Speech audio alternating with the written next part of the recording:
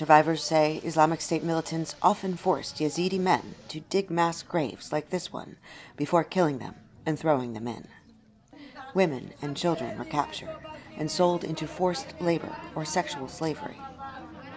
Asia was only 12 when she was taken 5 years ago. She doesn't want her face seen on camera.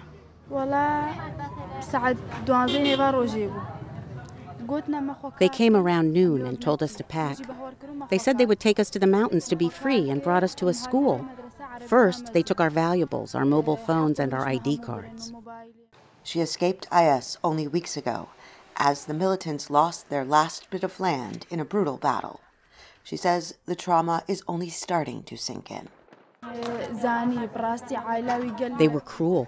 They starved me, beat me, cut my hands, and tortured me.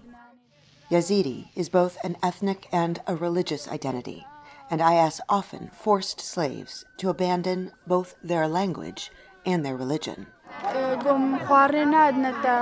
They told me if I didn't pray in their way, I would get no food and water.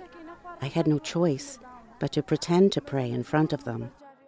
Activists blame the militants, saying they hope increased international recognition of the crimes as a genocide will spark international action to punish the perpetrators and help the Yazidi people recover.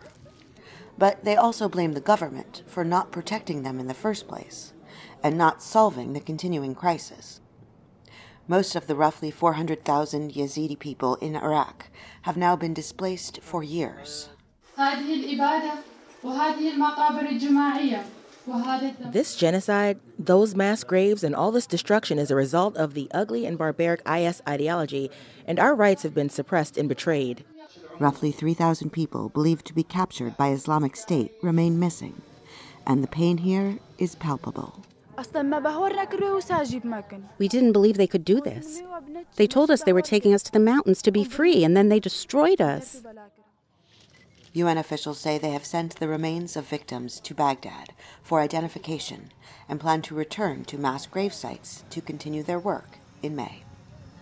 Heather Murdock, VOA News, Kocho, Iraq.